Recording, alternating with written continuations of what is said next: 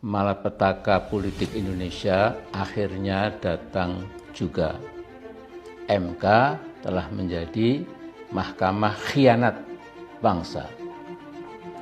Etika dan nilai-nilai demokrasi, sedikit moral yang masih tersisa dan masih sedikit membawa harapan, sudah dikencingi oleh MK pimpinan Anwar Usman.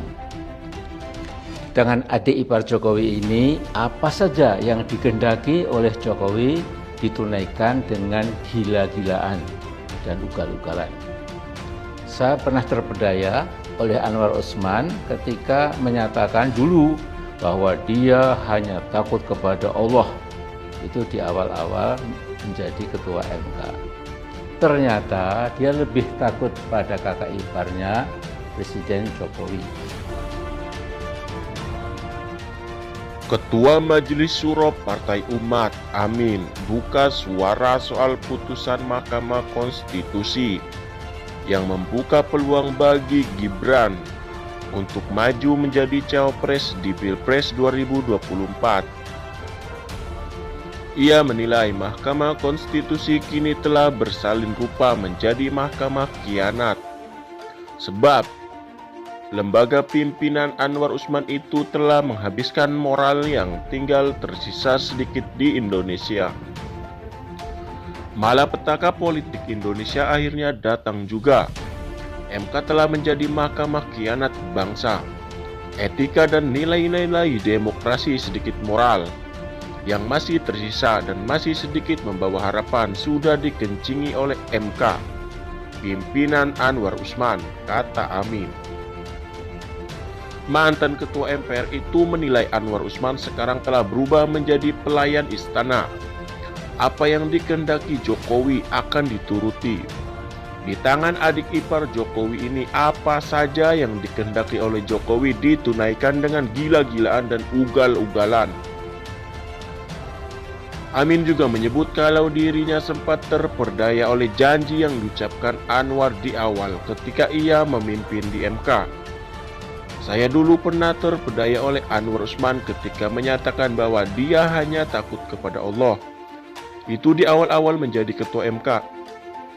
Ternyata dia lebih takut kepada kakak iparnya Jokowi daripada takut pada Tuhan Yang Maha Kuasa.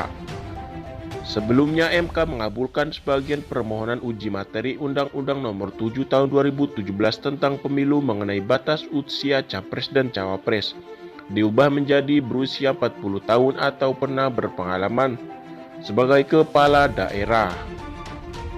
Saudaraku, Jokowi dengan kegiatan cawe-cawenya tanpa henti memang sedang mencoba menyelamatkan diri dan keluarganya besok pasca Oktober 2024. Nah, Jokowi tidak bodoh-bodoh amat dalam membaca nasib buruk yang insya Allah akan menerkam diri dan keluarganya ketika dia sudah tidak dipuja-puja seperti sekarang.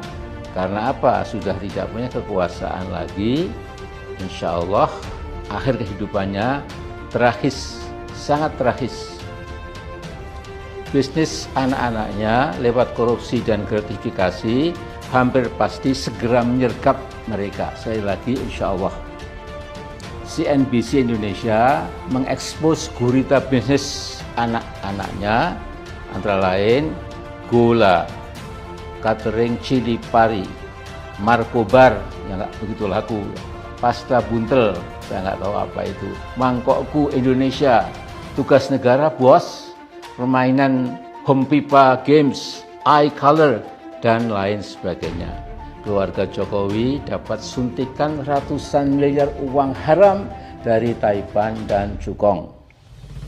Nah, dengan meloloskan Gibran lewat keputusan MK, hingga Gibran yang masih ingusan, meminjam istilah Pandan Ababan, bisa ikut nyapres atau nyawapres, maka MK telah menjadi mahkamah khianat, Council of Treachery, mahkamah bejat penuh khianat. Saya gagal paham terus terang, ya, mengapa para anggota MK itu tidak sedikit pun takut laknat yang mungkin diturunkan buat mereka, laknat yang dahsyat yang datang dari langit. Demikian juga sebagian besar anggota DPR RI, bungkam sejuta bahasa, dan juga tokoh-tokoh bangsa lainnya.